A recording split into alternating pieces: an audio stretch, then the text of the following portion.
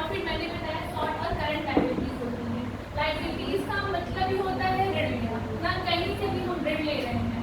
तो लायबिलिटीज एक ऋण है जो व्यापार को अपने मालिक के प्रति चुकाना पड़ता है। इसको मैंने एक्सप्लेन किया था। तो वो हमारी क्या हो जाएगी, लायबिलिटीज। जो लॉन्ग और फिक्स लायबिलिटीज होती है वो मतलब कुछ टाइम के लिए फिक्स की जाती है। वो 1 साल के बाहर ही होगी, 2 साल का होगा। जैसे हमने राम से कोई कॉन्ट्रैक्ट, मतलब वो मुझसे कोई उधार दे रहे हैं ना, तो मैं कहूँगी चलिए मैं 2 साल या 3 साल के बाद उसको मैं चुकता कर दूँगी ना। तो वो 2 साल के बाद की बात मैंने बताई। तो वो कौन सी हो जाएगी, हमारी लॉन्ग या फिक्स्ड लायबिलिटीज ना। और शॉर्ट और करंट लायबिलिटीज क्या होती है, जो 1 साल के अंदर ही चुकाई जाए, वो शॉर्ट लायबिलिटीज होती है। एसेट्स क्या होता है, संपत्ति क्या होता है।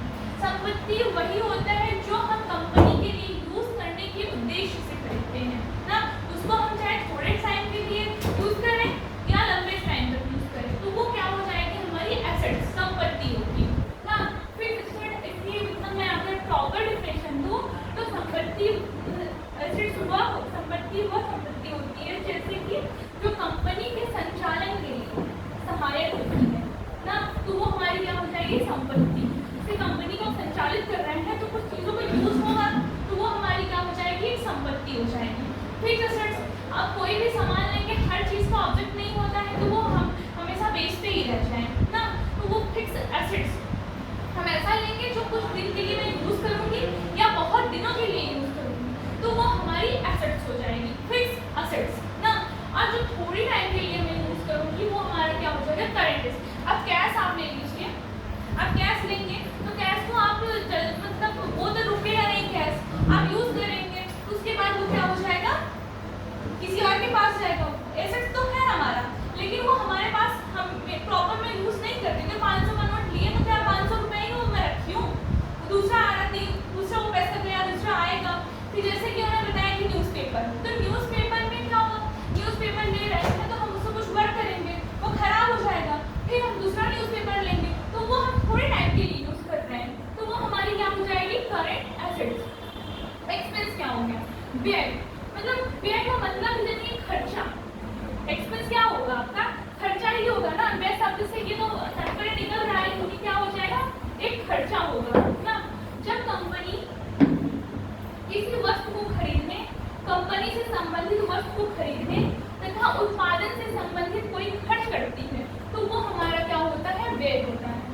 इसमें खर्च के बारे में मैंने बोला, अगर आपको व्यय नहीं समझ में आ रहा है तो खर्च समझ लीजिए। एक्सपेंस आपका एक प्रकार का क्या है, खर्च है। जब कंपनी या कोई व्यापारी कोई सामान खरीदता है ना, खरीद रहा है और उसका प्रोडक्शन, उत्पादन कर रहा है, तो वो हमारा क्या हो जाएगा, एक्सपेंस होगा ना। तो उत्पादन करना, उससे संबंधित जो खर्चे आ रहे हैं, अब उत्पादन करेंगे तो कुछ खर्चे तो होंगे ही।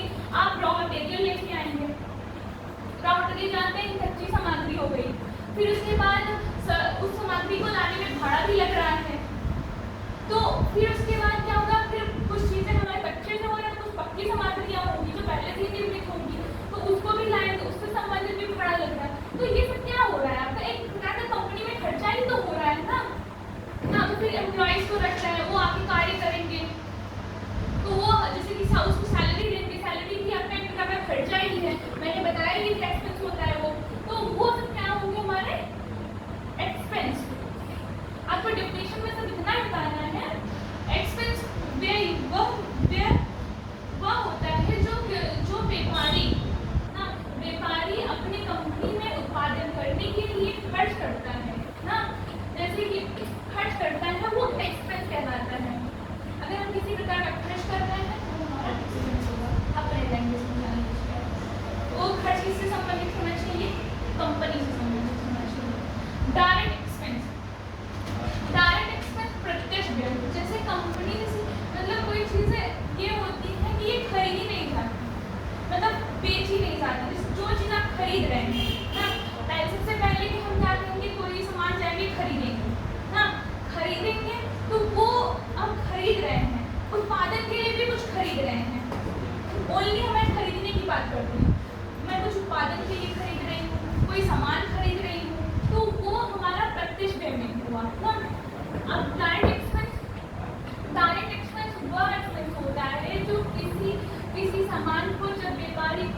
सामान खरीदता है या उत्पादन के लिए कोई सामान खरीद रहा है, तो वो हमारा प्रत्यक्ष व्यय कहलाएगा। प्रत्यक्ष व्यय में सम्मिलित होंगे, जैसे कि हमारा एक हम सामान खरीद रहे हैं तो वो हमारा किराया भी हो सकता है। परिवहन सामान को लेके जा रहा है, हमने सामान को बना लिया, उत्पादन करने के बाद वो निर्मित हो चुका है, तो उसको हम गोदाम तक पहुंचाएंगे ना। तो वो सारी चीजें जो हमारा उसमें एक्सपेंस हो रहा है ना, वो हमारा प्रत्यक्ष व्यय होगा ना। यहाँ तक सिर्फ खरीदने की बात हुई। हमने यहाँ पे सामान खरीदा है तो एक ही ऑब्जेक्ट है, दूसरा खरीद रहे हैं, उसको बनाएंगे, अभी बेच नहीं रहे हैं। हमने सामान लाया तो खरीदने के लिए लिखा है, खरीद के उसको बनाएंगे और अभी बेचे नहीं है। जब हम बेचेंगे तो वो हमारा इनडायरेक्ट एक्सपेंस में चला जाएगा। तब उससे संबंधित जो खर्चा आएगा वो हमारा इनडायरेक्ट एक्सपेंस हो गया। तो इसकी डेफिनेशन अगर हम देखें, और इनडायरेक्ट एक्सपेंस वह एक्सपेंस होता है जिसमें कोई वस्तु विक्रय नहीं की जाती है। उस विक्रय करने के लिए जो खर्चा किया जा रहा है ना, जो खर्चा हम विक्रय करने के लिए जो कार्य या खर्चा कर रहे हैं वो हमारा इनडायरेक्ट एक्सपेंस कहलाएगा।